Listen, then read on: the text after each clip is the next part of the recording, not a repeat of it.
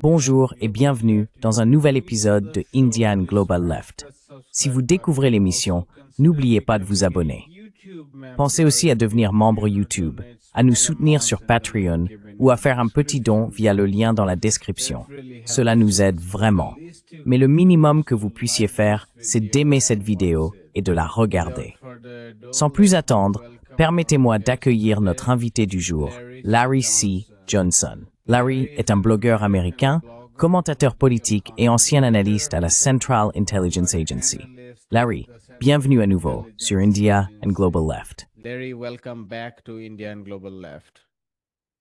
Yeah, thanks. Oui, merci de m'avoir invité. As we speak, Iranian... À l'heure où nous parlons, l'Iran a lancé des missiles contre Israël en représailles à l'attaque israélienne sur des centaines de sites en Iran la nuit dernière. Selon vous, quelles sont les conséquences de l'attaque israélienne contre l'Iran?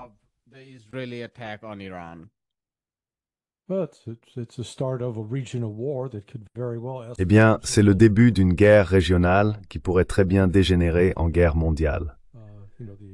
Je pense qu'il incombe aux grandes puissances. J'exclus les États-Unis parce que les États-Unis sont complices de cet acte de meurtre commis par Israël.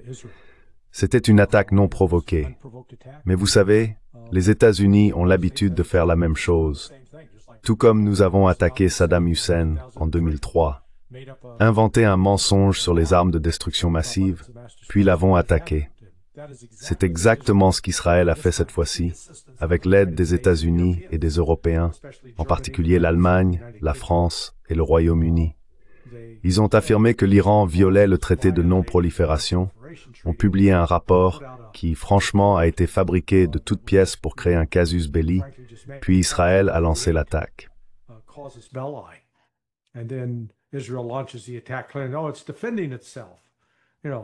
Non, ce n'est pas de la légitime défense. Vous savez, c'est le seul pays au monde qui pense que lorsqu'il sort et commence à bombarder des civils, cela s'appelle de la légitime défense. C'est absurde. Donc l'Iran n'a pas perdu de temps. Ils ont riposté en moins de 24 heures et ils ont frappé Israël, Tel Aviv et d'autres sites à travers le pays. Le gouvernement israélien fait tout son possible pour dissimuler cela et prétendre « Oh, il ne s'est rien passé ici ». Et pourtant ils disent « Oh mon Dieu, l'Iran a maintenant franchi la ligne rouge ». Donc ils vont riposter à nouveau. Nous verrons si la défense aérienne iranienne sera plus efficace lors de cette prochaine salve s'ils abattent des avions israéliens. Il y a déjà des rapports selon lesquels ils auraient abattu au moins un avion et capturé un pilote israélien, une femme. Nous verrons donc si cela se reproduit.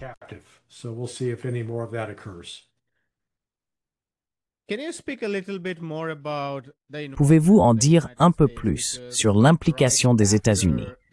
Parce que juste après la première vague d'attaques contre l'Iran, Marco Rubio et le secrétaire d'État ont déclaré que les États-Unis n'étaient pas impliqués.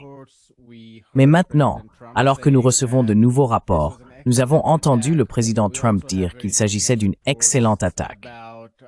Nous avons également des rapports très détaillés sur des flottes déplacées en Méditerranée et un escadron de F-15 ou F-16 en Jordanie aurait été sollicité pour intercepter des missiles iraniens. Il est très clair que les États-Unis participeraient de toutes les manières possibles à cette attaque contre l'Iran. Si vous pouviez nous en dire un peu plus sur la position des États-Unis dans cette guerre.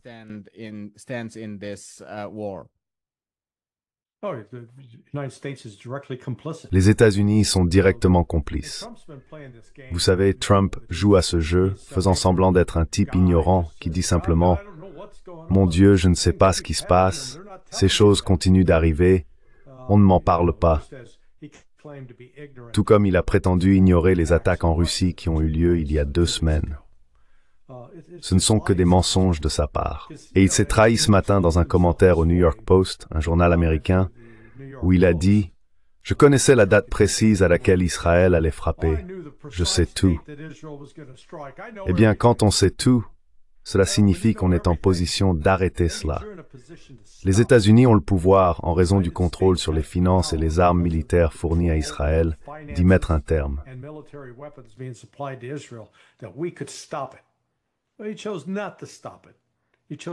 Il a choisi de ne pas l'arrêter. Il a choisi de laisser faire. Je ne sais pas si, dans son esprit embrouillé, il pense que cela va d'une manière ou d'une autre encourager l'Iran à venir à la table des négociations. Je crois qu'il a laissé entendre que c'est un peu sa façon de voir les choses, qui est insensée. Mais il y a eu le commandant militaire américain du Central Command, le général Kurilla, qui a effectué plusieurs voyages avec d'autres membres de son équipe de planification en Israël au cours des 2 derniers mois. Donc, à mon avis, les États-Unis ont participé à une planification approfondie avec Israël pour cette opération. Cela comprenait le soutien en matière de renseignement, la fourniture de systèmes d'armes, ainsi que la mise en œuvre d'opérations de cyberguerre pour tenter de perturber la capacité de l'Iran à détecter et à répondre à une attaque.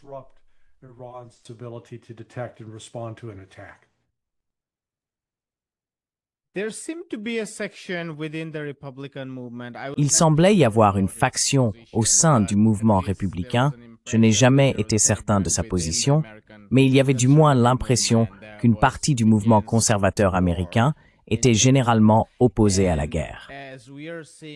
Et alors que nous assistons au débat sur l'Iran et Israël au Congrès américain, il semble que la plupart des républicains, y compris Roger Wicker, un républicain qui préside la puissante commission des forces armées du Sénat, soient ravis à l'idée que les États-Unis et Israël attaquent l'Iran parce qu'ils considèrent ce pays comme l'empire du mal. En réalité, ce sont certains démocrates qui s'y opposent. Et ils le font peut-être parce qu'ils y voient une source d'instabilité plutôt qu'un rejet catégorique de la guerre. Qu'est-il arrivé à ce mouvement conservateur qui apparemment affirmait être contre la guerre?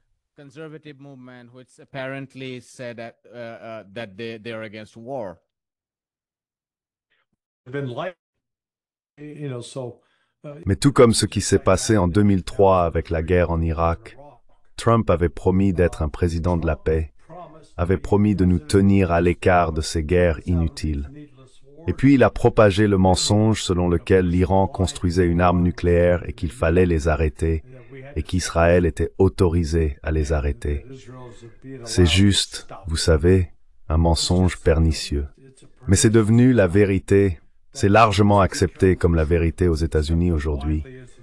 Et cela sert de justification à ce qu'Israël fait. Espérons que le reste du monde n'est plus aussi stupide.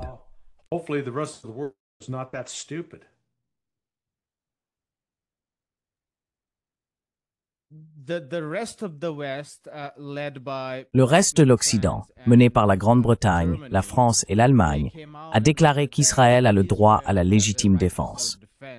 Il est très difficile pour le reste du monde de comprendre en quoi consiste ce droit à la légitime défense lorsque c'est Israël qui attaque l'Iran. Quel est votre sentiment face à cette folie? C'est...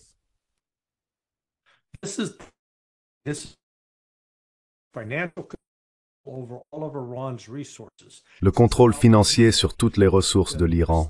Il s'agit d'un changement de régime.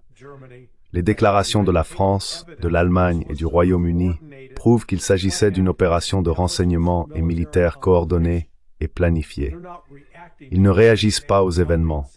Ils contribuaient à préparer le terrain pour ces événements. Et tant que ces pays ne seront pas punis et ne subiront pas de graves conséquences économiques pour leur ingérence coloniale continue à travers le monde, cela continuera. L'Inde pourrait être la prochaine. La Chine est certainement sur la liste. La Russie aussi. L'Occident ressemble à un groupe de criquets voraces s'abattant sur un champ de maïs, voulant tout dévorer pour satisfaire son propre appétit. C'est un véritable mal, un mal authentique de la part de mon pays.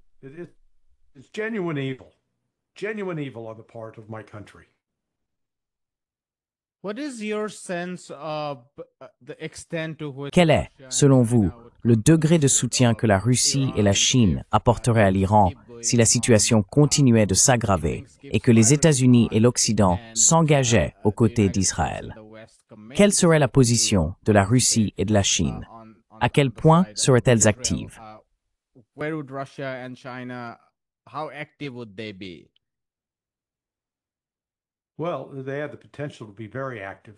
But Eh bien, both ils ont le potentiel d'être très actifs, reluctant mais je pense que les deux sont très réticents à prendre des mesures qui pourraient étendre ce conflit au-delà d'Israël et de l'Iran pour le moment. Israel and Iran at this Cependant, time. dans l'éventualité où Israël hausserait le ton Event that Israel et déciderait d'utiliser quelque chose comme des armes nucléaires, alors soudainement je pense que nous serions dans un tout nouveau monde. Vous savez, je pense qu'Israël offre un très bon argument à ses opposants dans le monde pour expliquer pourquoi Israël ne devrait pas exister. Si vous étiez remonté 3 ou 4 ans en arrière, vous auriez constaté qu'il n'y avait en réalité pas beaucoup de soutien, du moins parmi les pays du courant dominant, pour cette proposition. Mais maintenant, je pense que l'on commence à voir un véritable tournant. Et franchement, étant donné les importantes populations musulmanes au Royaume-Uni, en France et en Allemagne, rien que du point de vue du soutien populaire, je pourrais imaginer que la politique gouvernementale soit à un moment donné contrainte de rejeter le soutien à Israël et d'afficher un front uni contre Israël. Provide a united front against Israel. It took a long time, even in the case of Cela a pris beaucoup de temps, only recently we've seen même dans le cas de la Palestine. Je veux dire, c'est que récemment que nous avons vu une certaine condamnation du blocus après peut-être 2 ans de ce génocide.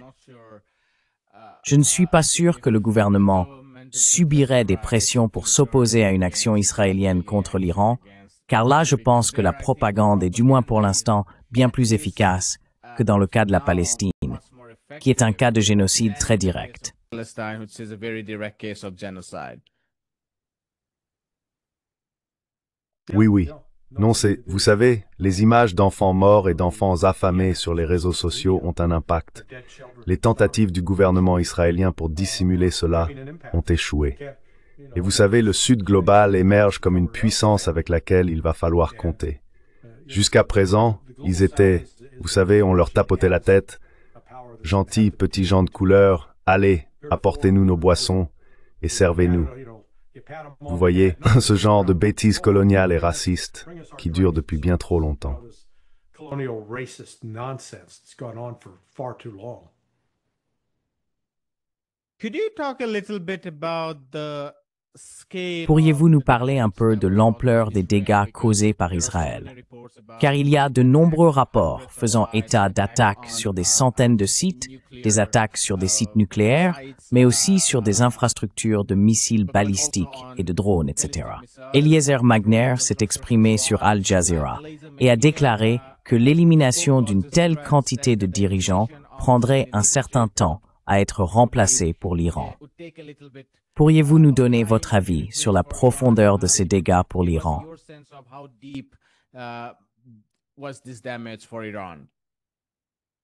Well, we'll have to wait on the physical damage. Eh bien, nous devrons attendre pour évaluer les dégâts matériels.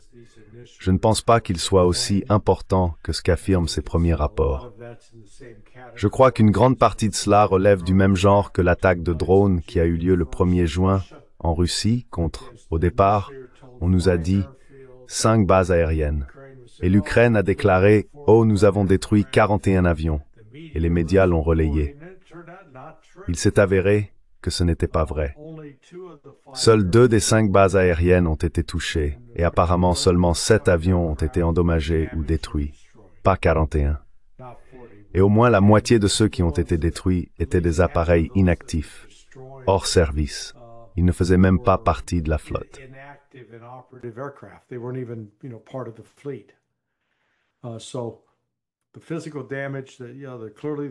Donc, les dégâts matériels, il est clair qu'il y a eu des dégâts matériels en Iran. Nous devrons attendre et voir. Mais en même temps, l'Iran, dans sa riposte au cours des 2 dernières heures, a infligé des dommages importants en Israël. Apparemment, 9 bâtiments ont été détruits et on parle de dizaines, voire de centaines qui ont été endommagés.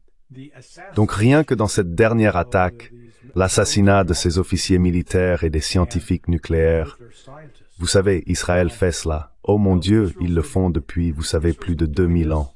Rappelez-vous, Ils ont exigé l'exécution de Jésus. Exécutez-le. Cela résoudra le problème. Execute him. That'll solve the problem.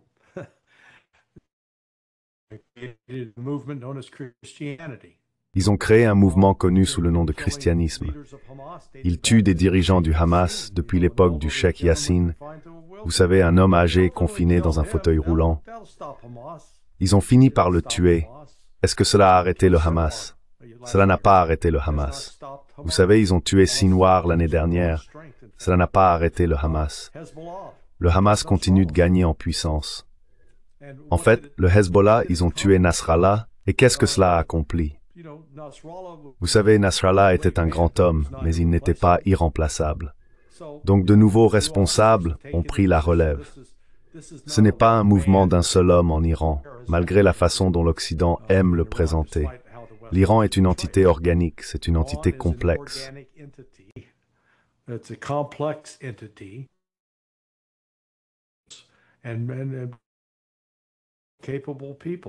Et des personnes compétentes. Donc, Israël n'a pas, même si Israël utilise une arme nucléaire, il n'est pas obligé de détruire l'Iran en tant que culture, en tant que civilisation. Tout cela concerne une tentative désespérée de l'Occident d'imposer un changement de régime. Et je pense que l'Iran comprend le jeu.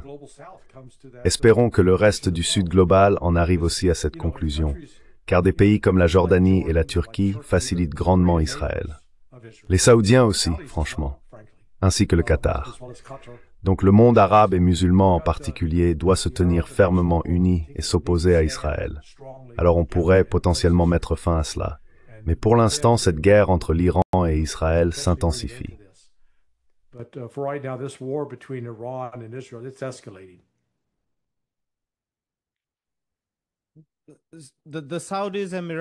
Les Saoudiens, les Émiratis et les Qataris ont pris position et condamné cette escalade israélienne flagrante. J'ai interviewé le professeur Mohammad Marandi et je lui ai demandé ce qu'il pensait de la réaction de ces États du Golfe et il a répondu qu'il finirait par se ranger du côté des États-Unis. Je me demande quel est votre avis sur la position de ces États en ce qui concerne ce conflit.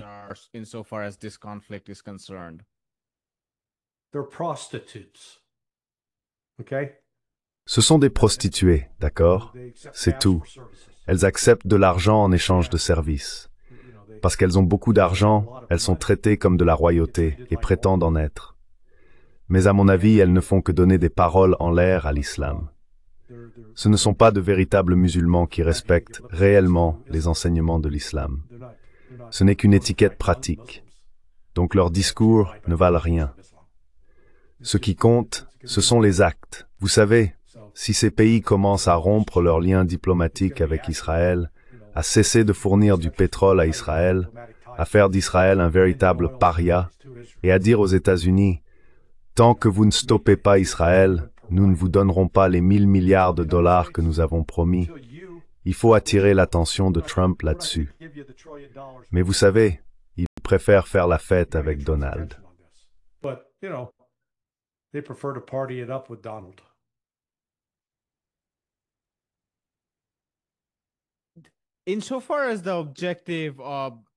En ce qui concerne l'objectif du régime israélien, son conseiller à la sécurité nationale, Tzachi Hanegbi, a déclaré qu'il est peu probable qu'Israël parvienne à éliminer la capacité de l'Iran à se doter d'armes par le biais de cette campagne militaire.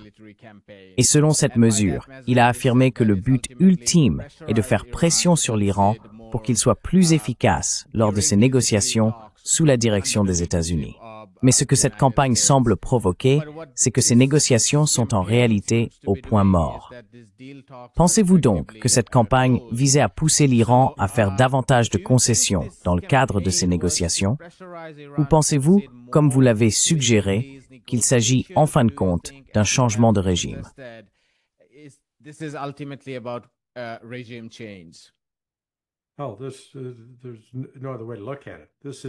Oh, il n'y a pas d'autre façon de voir les choses.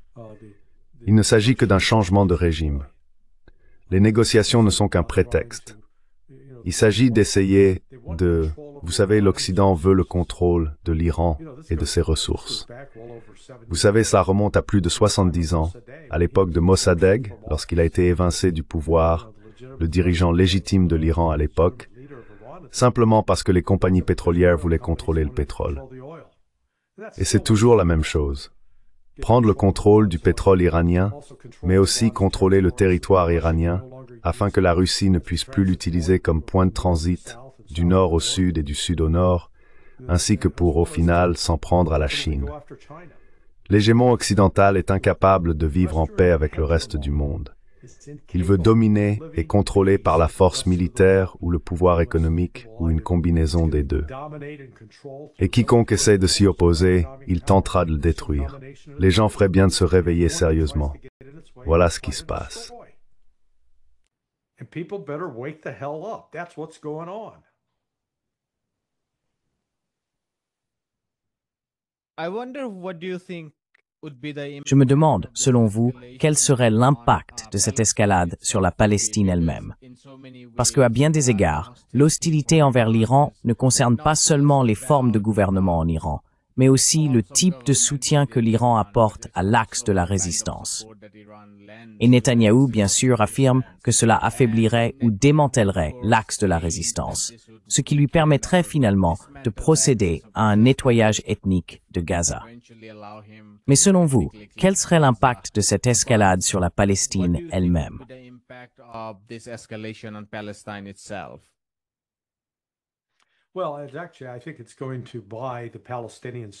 Eh bien, en fait, je pense que ça va donner un peu de répit aux Palestiniens.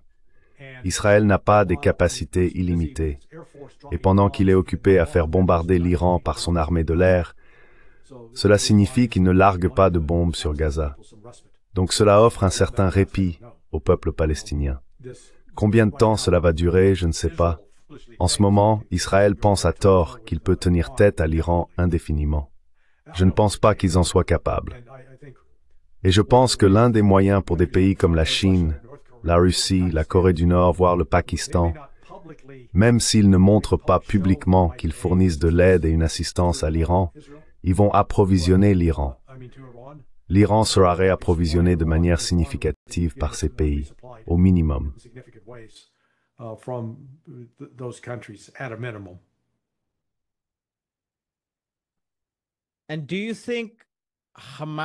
Et pensez-vous que le Hamas, qui essayait encore de négocier, malgré toutes les trahisons, malgré tous les massacres qui continuent, en voyant cela, c'est-à-dire que d'un côté, les États-Unis et l'Iran tentaient de dialoguer et de conclure un accord, et que de l'autre, ils bombardent.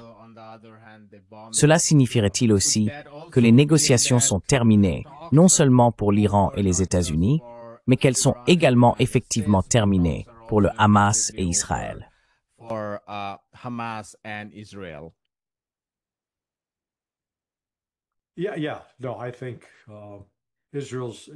Oui. Non. Je pense qu'Israël va essayer de... Il croit que s'ils détruisent l'Iran, alors tout le soutien au Hezbollah et au Hamas s'effondrera. L'arrogance des sionistes est tout simplement stupéfiante. Et vous savez, ils croient à leurs propres mensonges. Donc vous savez, je pense que le Hamas a finalement compris que les États-Unis ne sont pas dignes de confiance pour servir de médiateurs. Nous verrons ce qui se passera. Encore une fois, à un moment donné, si les populations locales en Égypte et en Jordanie décident enfin de renverser leur direction, le roi Abdallah de Jordanie s'est révélé n'être, vous savez, qu'un serviteur docile de l'Amérique. Et c'est pareil, franchement, pour le général Sisi en Égypte. Ils reçoivent juste de l'argent, sont payés, s'assoient et se taisent. À un moment donné, je pense que le peuple égyptien pourrait se soulever et dire « Nous en avons assez. Nous voulons un dirigeant indépendant. Nous ne voulons pas être redevables ou contrôlés par les États-Unis. »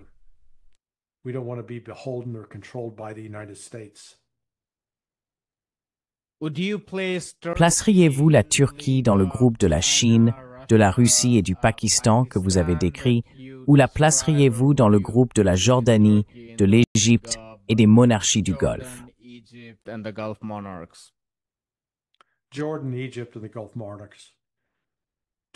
La Jordanie, l'Égypte et les monarchies du Golfe. La Turquie, vous savez, Erdogan est une honte. Il fait semblant d'être un grand homme à la tête d'un grand projet, mais il joue constamment un camp contre l'autre. Il n'y a donc aucune loyauté avec lui. À mon avis, ce n'est pas un personnage digne de confiance.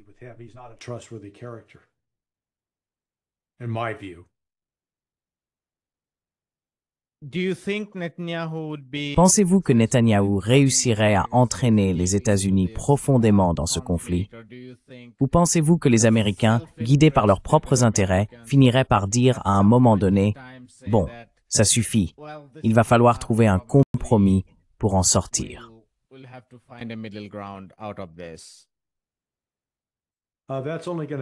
Cela n'arrivera que lorsque Bibi Netanyahou sera évincé du pouvoir et que les éléments sionistes représentés par Ben Gvir et Smotrich auront disparu. Mais je ne pense pas que cela se produise de sitôt.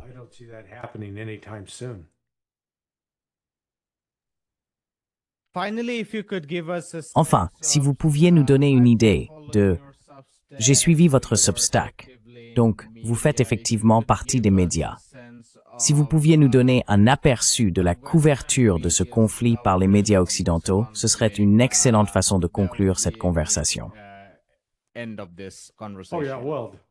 Oh oui, c'est très simple. Israël est en train de gagner. Il conquiert. Il tue des Iraniens. L'Iran est faible. Il est en train d'être détruit. Il doit abandonner. Vous savez, il n'y a aucune tentative de reportage objectif.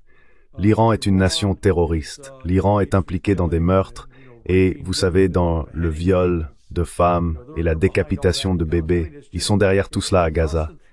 Je veux dire, c'est un flot constant de propagande. Il n'y a aucune analyse objective dans une grande partie des médias occidentaux traditionnels. Tout est complètement biaisé contre l'Iran. Ce qui est vraiment triste à propos de l'Iran, c'est qu'ils ont été assez naïfs, à mon avis. Ils ont cru que, bon sang, si nous respectons simplement les règles, si nous suivons cet ordre international, on nous laissera nous asseoir à la table et obtenir quelque chose à manger.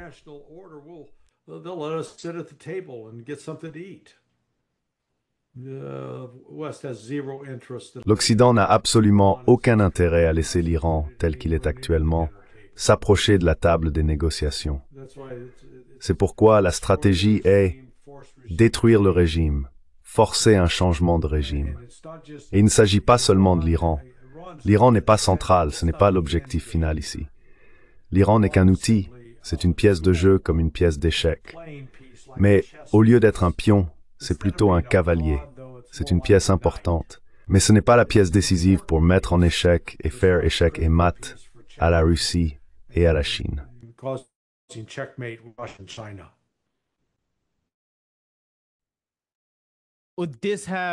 Cela aurait-il un impact ou une influence sur ce qui se passe entre les États-Unis et la Russie en ce qui concerne les négociations sur l'Ukraine?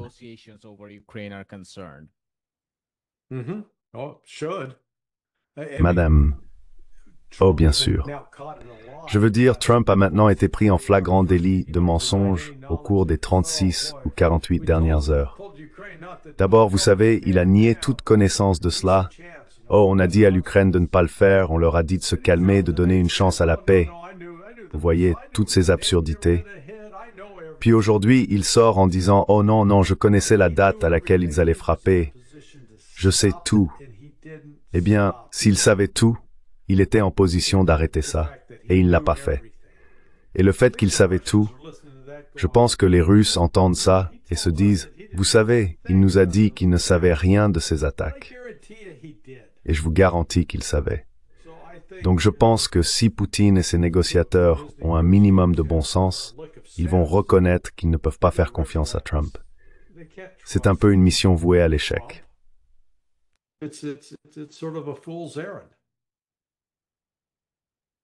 Nous allons en rester là. Larry, merci beaucoup pour vos commentaires éclairés. Oui, monsieur. Espérons que nous aurons de meilleures nouvelles à discuter la semaine prochaine. Bien sûr. Passez une excellente fin de journée. Prenez soin de vous. Parfait, merci beaucoup. Bonjour, je m'appelle Ayushman. Avec Jyotishman, nous avons lancé cette plateforme. Au cours des 2 dernières années, nous avons essayé de créer du contenu pour les forces de gauche et progressistes. Jusqu'à présent, nous avons interviewé des économistes, des historiens, des commentateurs politiques et des militants. Si vous avez apprécié notre contenu et souhaitez que nous construisions une archive pour la gauche, j'ai 2 demandes à vous faire. Merci d'envisager de faire un don à cette cause. Le lien se trouve dans la description ci-dessous. Si vous ne pouvez pas le faire, ne vous en faites pas.